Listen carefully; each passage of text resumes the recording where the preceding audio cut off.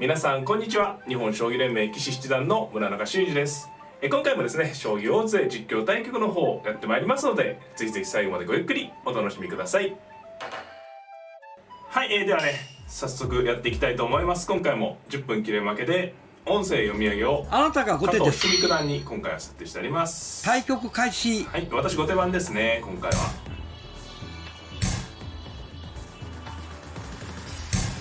7六歩2六だったら相手の方は、飛車模様ですね。どうしようかな。まあ8四歩とつけばね、居飛車の将棋横歩取り模様なんですけれども、まあ、ちょっとね4四歩とついて角道を止めてね、まあ、振り飛車もありというような将棋にしてみます。3二銀と上がって、まあね、この辺でね、まあ以前ですとね、これ振り飛車確定のようなねスタートなんですけれどね、まあ最近ですとね、結構ここから雁木といった指し方もあるところですよね。まあ今回振り飛車にしてみましょう。4間飛車、4間四間飛車でね、はい。王様上がって、どうしますかね。なんかちょっと振り飛車穴熊を使ってみますか、今回はね。これね、端を受けずに4三銀と上がって、まあ7二玉とね、こう7二銀7一玉と囲うとね、もう美濃囲いなんですけれども、この7二玉と寄って9六歩にね端歩を受けずにこう王様を取っていけば、これねもう、まあ、相手の方もねこう船囲いを作ってるんですけれども、まあ、こちら側の布陣はねかなり穴熊濃厚と、まあ、端を受けてないのはね、まずもうこう穴熊の時は端を受けないでね組んだ方が、まあ穴熊自体がね囲う時に時間がかかるので、端を受けずにね組んでいくということですね。で今6六角ですね。この手がまあ相手の方の穴熊対策の一手で、まあミレニアムとかね、統治下と言われる形を目指してますね。これ次に角を出て7七桂とね飛んで、まあ場合によってはね端を直撃でね攻めていこうと。で私の方でこう銀出ると角狙えそうなんですけれども、そうですね、この7七桂と飛ぶとぴったり角の頭を受かるということでね、はい。で私は6六4とついてみます。まあ王様ね引いてどんどん囲っていく手もあるんですけれどもね、まあかなりこう端にプレッシャーかけられてるんで、先にね角を狙った、駒組みの仕方ですね。5四銀から6四歩というのは、はい。まあただこのまま戦うわけにもいかないんで、どこかでね王様はまあ引いて囲っていく感じになりそうですけどね、なっていくんですけどね、はい。まあ相手の方はこれちょっとね考えてますね。8八銀です。まあ王様引きますかね。まあここで7二銀と上がればね美濃囲いに組めるんですけども、やっぱりねこう穴熊の調子上がった後にね美濃囲いっていうのもちょっとあれなのでね、はい。で相手の方はまあ着々と駒組みを進めてきました。さて、まあ、この辺りからね私の方もね、まあどうやってまあ初めがねいつでも来るので、まあこれね以前のね対局でも、似たような形をね指していますね、実はね、はい。まあポイントとしてはね、どこかでこう8五桂が来るので、その手をね、まあ、来た時にね、まあどう受けるか、まあ金をつけますか、まあねここは難しいですね。5二金左を急ぐ手もありますね。まあ8五桂がいずれ来るので、8五桂と来た時にね、まあうまくこう端攻めをね対応できるかどうかということですね。でこの形がね、まあ、ちょっと、まあ、見たことない方にはねちょっと違和感のある形かもしれないんですけれども、まあミレニアムとかね統治下囲いと言われる囲いで、まあ、ちょっとね穴熊からこう1個ずれたんですけど、こう桂馬が飛んであって端を攻めれるのがね大きな、まあなんていうんですかね、穴熊が居飛車穴熊とかとの違いですね、はい。もちろんね囲いの硬さでいけば穴熊の方が硬いんですけれども、まあ、8五桂とね、飛んで端を攻撃する含みがあるのでね、はい。さらに銀引いたんで、これはねどんどんかなり硬くなりますね、はい。さあここら辺からね指し方がね難しいんですよ、私の方もね。どうしようかな。まあこの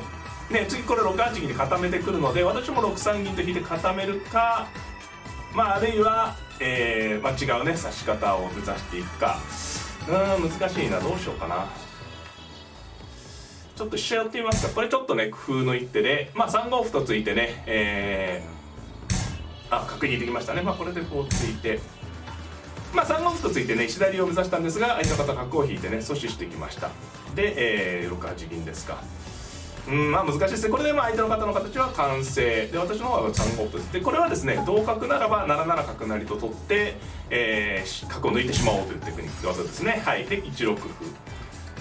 まあこの辺り難しい。相手方の形がねもう完成してるので、どこかでね、動いてこられる可能性があるので、その決戦策にはね気をつけないといけないところですね。まあ、受けてみますか、これもね、はい。まあここまで組めればね穴熊にも負けず劣らずのねかなり硬い囲いですよね。相手の方もね飛車を置いていきましたか。なるほど。どうするのかな。まあこれもで次に3六歩とついて動いてくる可能性はありますね。勢いを解きますかね。これ7五角なら、そうです、3五角ならいつでもね7七角成と交換切ればね角は抜けるんですが、これでね、3六歩と同歩同飛車という動きをしてくる可能性はありますね。はい。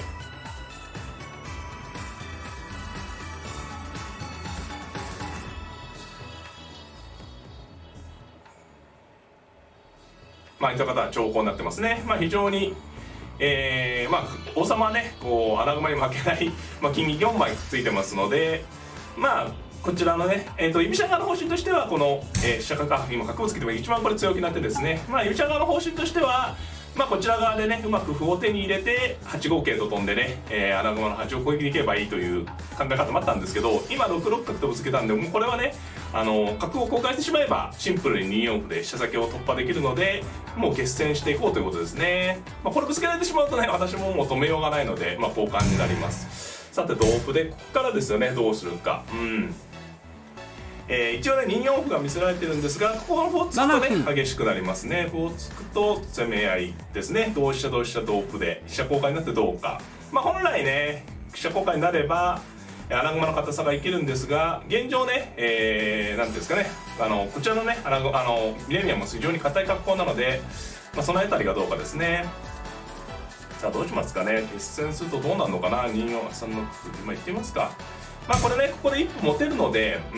同歩ならね結構ね、まあ、4四角とか4八角とか打てるんですけど、おそらく同飛車で決戦になりますねこれは。でその時にまあこの穴熊、まあ、まだね金と銀が若干こう離れて、まあ、この硬いんですけれども、こちらのくっついているねミレニアムとどちらがねまあ硬さ比べという感じですね。硬いかと。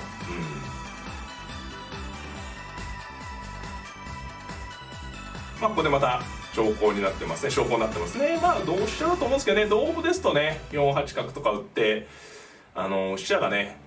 まあこうさばけにくい格好なんですよね。まあ同飛車なら同飛車同歩でもう総交換で勝負ですね。でまあこう穴熊硬いんですけど繰り返しなんですけど、いつでもね9四歩同歩9三歩同香8五桂というような攻めがあるので、まあなかなかね、まあ、こちらの方も油断ならない、私の方も油断ができないというか、まあ結構やはりこのミレニアムが硬いんでね、まあかなり難しい勝負になりそうですね。はい。あ、この歩ですか。この辺以外があってですね、同飛車だったと思うんですけどね、まあこれはこうなるしかないですね。こちらも同歩打っちゃうと同飛車でね手が早いんで、これでまあ飛車をぶつけて、まあこちらの方が得という判断ですかね。はい。で飛車交換で、まあこの時にまあ、先ほどと違うのはこの時に、先手のね居飛車の番ということですね。先ほど同飛車同飛車同歩ですと私の番なんですけど、まあ、この変化ですとね今同飛車同と私が飛車を取り返したところなので手番が1手、先手番が居飛車側になるということです。ただしですねこのと金ですよね。このと金がまあ例えば4七と5八とというような感じでね、金銀ねこの居飛車の金銀今やるんですけど、こうね入っていった時にまあ、一手違うのは一手ね早く攻めれるのが大きいか、まあ、このと金で、まあ、この居飛車のね、金銀を削る展開になればね、かなり、まあ、私の方としてもまあ嬉しい展開なんですけども、桂飛んできましたね。やはりこう端を生かして、まあ、これはですね、このと金攻めが間に合う前にもどんどん攻めてしまおうということですね。まあちょっと嫌なところですねこの手は。はい。さあどうしますかね。次9四歩同歩9三歩が来ますね。その攻めに対して対応を考えておかないと、まあ、と金が入るときは決めですけどね、手抜いてね攻めてくる可能性もありますね。どれぐらい厳しいですかね。9四歩同歩9三歩、同香同桂成同桂、これね金銀がくっついてないんでね飛車が傷んでるんで銀が動くと金取られちゃうんで、そこの部分ですよね。さあどうですかね。9四歩同歩9三歩同香同桂成同桂で香車を走って、まあどのぐらい厳しいか、まあこっちはと金入って攻めやってみますか。これはね、まあと金入って銀が取れればその銀をね、受けに使えると。まあやはり銀1回かわしてきました。まあ私の方の攻めとしてはね飛車を1段目に打った時に入れば早いんですが、やはり9四歩の攻めに対してねまあ見切っておかないといけないですね。まああるいはこれ1回金を寄っとくような手もありますね。金寄れば、1回こうかなり硬くなるので、まあ、金寄るとねただ4四角のような手を打ってきた時に5三角成がね厳しい手になるので、スピード的にどうかですね。金寄って角って飛車を打つ、角になると金入る、難しいですね。このまま9四歩と攻められてまあ受けていくか、まあ、あるいは一回ね7二金と寄るか、あと5分ですね。はい5分残り5分なんですけれども、どうするのがいいかな。飛車を打って攻め合いが一番シンプルです。端をついてるね、どれぐらい厳しいかですね、知ってみますか、飛車ね。この手でね、と金が入る手がもう次ほぼ確定的なので、攻めとしては確実なんですけれども、ただこの9四歩の攻めがね、繰り返しなんですけど、どれぐらいこっちの王様に響くかっていうのがやられてからあわってなるんじゃなくてね、考えとかないといけない。来ますよね。これで同歩で9三歩ですよね。いや厳しいですよこれは。かなりなんていうんですかね、全体の流れとしてはもうパラッとしたね流れですね。こう端に相手の方は狙いをつけて飛車交換になって総交換になって、横の攻め合いということなんでね。で今9三歩ですね。この9三歩に対して同銀だけはないですね。金を取られてしまうので、同香か同桂ですね。同桂ですと9四香と走ってくる手がありそうなので同香ですかね、この場合はね。この時にやはりね、7二に金がこの金が寄っていれば、かなりこの金のね連結があるので、例えばこの時同銀とか取れるってことですよね。この時やっぱり同銀だと金取られちゃうんで同桂取るしかなくて、この形がやはり不安定なので、先ほどね飛車を打つ時に私かなりと悩んでいたのはこの辺りですよね。相手の方もねこれもう一歩持ってると9二歩というような手筋なんですね。ここでね、もう一歩今角と香なんですけれども、もう一歩持ってるとこのね香山同玉の間で9二歩と叩く手が手筋の一手で、同玉と取らせてから香車を走ると、かなり厳しい、部分的に厳しい攻めになります。これ単に香車走るのもね普通なんですけど、そうするとねこの桂馬と玉の間にここにね歩を打つ手が補強する手になるんですね。ですので、もし歩を持っていれば9二歩とねこの桂馬と玉の間に先に王手しておけば香車を走った後に補強できないというね、それが手筋テクニックなんですね。なのでこの場合ねもう一歩あるとねより厳しいんですよ、この攻めがね。で私の方からするとその一歩がないのでこう受け切れるんではないかとねいうことですね。受けがなんとか効くんではないかと。細かいんですけどね、やっぱり端攻めの時はね、例えばこれ歩がいっぱいあるとね9五歩同歩9四歩みたいなね攻め方も場合によってはあるんですよね。この枚数が、この場合0歩なので叩く歩はあったんですけれども、この桂香化した後にね桂香交換した後に9二歩と打てるとね繰り返しなんですけど非常に強力と。で私の方は次ね6九ととね入っていけば確実にねと金で金が剥がせるんで、私はここを辛抱してなんとか6九とでねこう金を削りたいと。相手の方からするとこうね金をと金でね金削られるときついので、この瞬間にこの端攻めでねなんていうんですかね、ある程度戦果を上げたいとこなんですよね。で今9四香と走ると9二歩と打たれるので、さあどうしようかと。そうですね、この時に9二歩とねここにこう打てるのが一応ね先ほど言ったことですね。ここに歩を打っとくとねこれ王様が来ちゃってると打てないんですよね。ここに歩が打てるとそこそこ硬い。角ですが、これは非常に鋭い一手ですね。これは金を寄ると7三に香をね打ち込んでこようってことでしょうね。いやこれはなかなか鋭いですね。どう受けるのがいいかな。なるほど。第一感は8一桂ですね。ここに桂馬を打つと何ていうんですかね、側面が補強されるので桂馬打ちますかね。あるいはね7二金で寄れればいいんですけど、今言ったら7三香とねここに角の利きで香を打ち込んできて、それがねちょっと厳しそうなんで桂で受けてみますか。これでね穴熊を再生するような形で飛車の横行きがこう王様に金1枚しかなくなってたんでね、桂馬が飛んでねここに桂馬を打つことで穴熊が再生するような感じですね。いやただね非常に怖い格好ですね、こちらもね。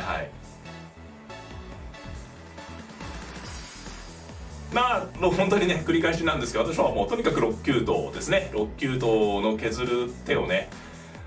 来るのを待つと。焦ってね6九とっていっちゃうと今のもね6二角でいっぺんに負けになっちゃうので、なんとかねこう自陣に駒を投入してね、受け止めて6九とを間に合わしたいとこですね。本当にこれはね終盤は速度計算ですね。どちらの攻めが速いのかっていうことなので、6九とという手はこう金を取れる手でね駒得になる手なんですけど、6九と自体が詰めろになるわけではないので着実な攻めなんですけれども、めちゃめちゃ速い手とも言えないんですよね。でむしろこう今桂馬受けたんですけど6二角の手やられちゃうとね相手の方の攻めの方が速いのでね9九香ですから、これは一番嫌な手ですね。これはね迷いますね。もうそろそろと金入ってね攻めてしまいたい気持ちもあるんですけど、ぐっとこらえて金を寄っとく手も魅力的。どちらがいいか、金寄ってきますかね。これでね角の標準をね避けて穴熊を再生させてね桂馬を取りました。これ8五に桂馬を打ってこようということでしょうね。いや、なるほどなるほど。さあでね、これやっぱりここに歩が打ててるの大きいのはお分かりいただけますかね。これ王様を露出してここに王様がいると非常に危ないので、はい、やっぱりねここに歩が打ててるのが大きい。次でも8五桂と足してきてね攻めてくるので、その手を考えないといけない。でもさすがにこれ終盤で、攻めと受け迷う時あると思うんですけど、こうやってね駒を取られた時にまた受けるってのは辛いんですね。駒得、相手の今桂馬、相手の方が桂馬戦力補強したんですけど、補強した時にまた受けちゃうと、どんどんね自利品になっちゃうと、さすがにこれはねそろそろ攻め合いですね。6九とと、例えばその前の5一角のような手っていうのは相手の方が持ち駒の角をね打った手なので、持ち駒を手放してくる手に対してはこう駒を自分の方も駒を投入して受けるっていうのはいいんですけれども、これ戦力を補強した手に対してね受けちゃうと自利品になりかねないんですね。で相手の方桂馬を打ってね、いやこれはすごい本当にね攻め合いですね。これ同桂だと9二香成で負けになってしまいます。この形ねどうか、どっちの攻めがいいですかね。これ次9三桂成同歩同香成同桂同香ね、最後ね7三角成みたいなね大技もありますからね、どうなんだろう。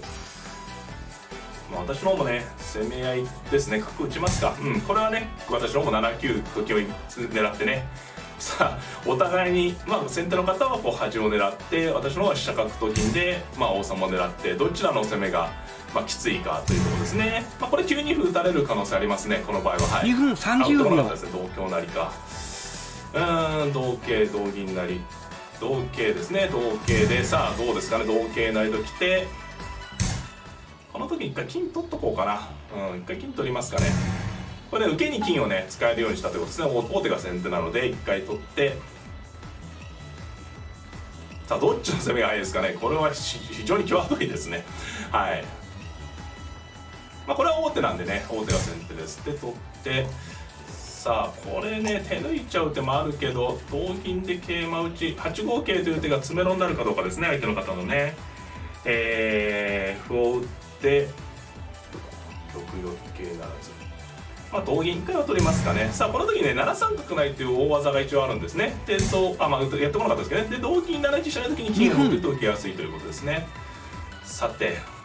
あこれはね際どいですね。こちらの王様が詰めろになっているかどうか、まずね角をなってくる手があるから危ないかな。角をなる同金、銀を1回引いとく手もありますね。銀引くと叩いてくるのかな。いや難しいです。これはねちょっと読まないといけないですね。銀逃げてね詰めろが続かなければって感じですね。銀引いてみますか。この時にね縦に行く駒が歩しかないのでしのげないかなってことですね、私の方としては。今何かね9七歩とか攻める手もありましたね。9四香とかね。いや相当際どいですこれね。どっちが勝ちか。桂ですか。これが詰めろかどうかなんですよね。8二桂成で攻めがあるんですけれども、詰めろになってるか。詰めろになってるとね負けになってそうですけどね。叩いて玉寄ってどうなんだろう。私の方がねここを打つと詰めろなんですね。これ9八金で分かりやすい詰めろです。で私の差は詰むかどうかですね。めちゃめちゃ本当に際どいところですね。これ歩しかないんでねちょっと詰まなそうにも見えるんですけど、何かハッとするような、これ角がねこう竜の影になってるんで、何かの拍子に角がこうどっかにね移動して竜がバーって引いてくるっていうパターンがあるんですよね。これが詰まなければねこの正しで非常にこの攻め受けにくいんですよね。